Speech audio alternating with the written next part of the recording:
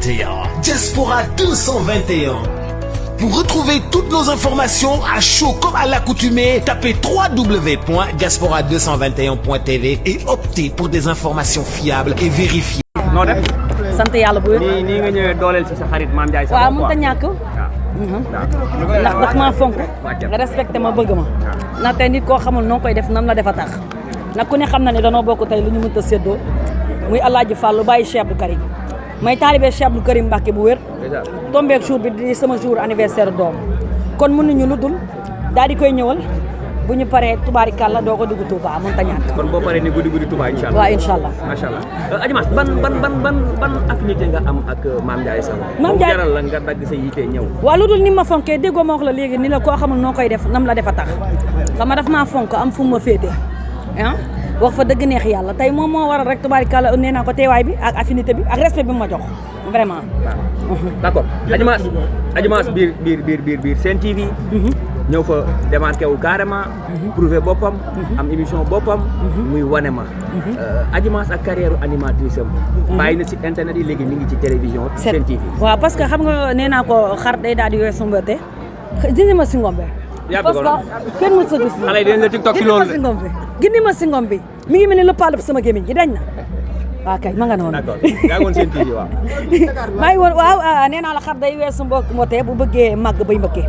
ndax nee naa ko lu nekk rek àdduna moom bu la ci kenn ndax nappe moo fi am da ngay jug première pas yi indi li nga xamante ni moo di sa style bopp daal di avouer et nit ñi daal di la koy nangul mais boo demee nag ba am popularité bi nga bëgg nengeeñ nit ñi ba nga xamante ni yow la ñuy topp day laaj nag nga wane ne wax fa dëgg neex yàlla ama aj niveau bi du question sax ñàkk bañ a aj niveau mais tamit wax dëgg yàlla fa laa toll dem ci télé dem ci samay tukki nekk ci sama bopp daal wax dëgg yàlla. concurrence bi biir Sen TV.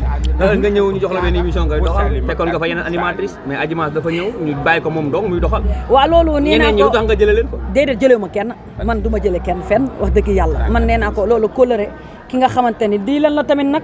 Mbadou Mbéje ak ko interview bi arrêté. may leen ñu avancé. réglé leen kii ba pare ma yeggale. gumba du jommi déedéet. koy defanteel Sen TV. réglé leen ko. koy defanteel defante foofu amul defante. Alima Ndior. foofu këram bëggante la këru defante la. këru bëggante këru defante lu baax. këru waxante lu baax foofu amul defante non. foofu moom dafa ma sama kol gi parce que màggal gi na nekk si. mais Adji lu tax le choix de Sen TV nga jóge Sen TV dem Sen TV. waaw Sen TV moom moo ma fa yóbbu woon dem si yàlla si nee naa ko li ma koy jooy maa ko xam ndax dafa nekkoon koo xamante ni dafa ma fonkoon bëgg ma Sen TV tey bu ma fa duggee nee naa ko grâce à ki nga xamante ni moom moo di moomi wax dëgg yàlla te li mu bëggoon it tamit nee naa ko noonu rek laa koy matale mooy ma liggéey mooy ma nekk ci jàmm ak ñëpp mooy ma kaf ak ñëpp mooy ma retaan ñëpp mooy ma def lu baax mooy ma wax lu baax ci laa nekk. Adji récapitulatif ci tournoi togg bi ngeen doon def 2S bi mu jàllee yéen ñëpp ku nekk yéen a ngi seen ruq déggatuñu leen ci dara ku nekk yaa ngi sa clan bopp gis naa si sax ñoo xam ne yéen a bokkoon ci compétition bi léegi clan la yéen a ngi talante seen biir.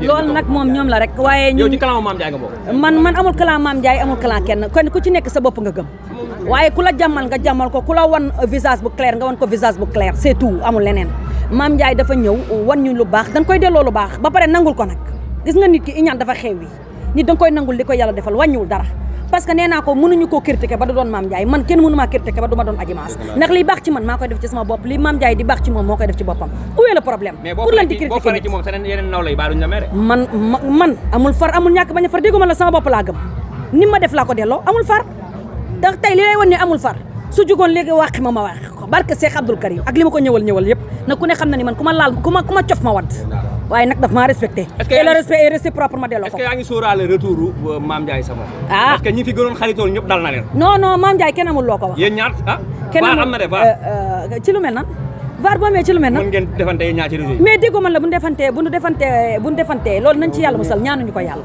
seen defante lañ bëgg sax ñun. déedéet ñu luy defante. yow ma ñëwal kii ci bésam bi ngay wax defante yow nag wéeroo. coowal ticket law ak. sama yoon nekku ci. sama yoon nekku ci. sama yoon nekku ci. sama yoon nekku ci vraiment pour dire vrai je m'en fous. report élection yi nga xam ne président Macky Sall. le 15 décembre. man de duma si wax dara ñu ma yóbbu police wax dëgg yàlla. yow mi doon faral Ablaye Sylla bi nga nekk. Ablaye Sylla tey laa ko gën a bëgg borom C50 PN tey lañ ko gën a bëgg kooku nee naa ko bu bokkee bu bokkul xam nga lan la soxla defar réew mi wax dëgg yàlla te boobu ba léegi li lay wan ni gar mi garanti la bi mu bokkulee ci la gën a mën a taxaw def innovation bu extraordinaire. d'accord wax fa dëgg neex yàlla. dem Dubaï dafa xew. Adji Mass dem na Dubaï ñëw gën a belli.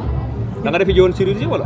Chirurgie ah gumba du jommi lu may defi chirurgie ma damay mbalak rek toog di def tatouage vrai bi laa doon def naan chirurgie bi mooy loolu man daal de toute façon mooy jàmmala sama ko du ràcc maa ngi sama coin di liggéey yàlla ak may teral maa ngi innové jëm de l'avant dëkk bu ne maa ngi fay wàcc te maa ngi wàcc lu rëy te bu boobaa ni ngeen taxawee inshallah noonu ngeen taxawee fekk ma foofu du yàgg dara inshallah xaayaan na ku dégg séeréer xanaa mariage la.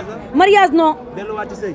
mais Adji pour man maa nga Mali góoru Sénégal xamuñu valeur jigéen ñu ci bari ñenn ñi maa nga Mali gaynde gi fu mu ne gaynde gi. Mali gaynde nga ma nga Dubaï waaye malien la je me cache pas. Adji kontaan naa. Diaspora 221.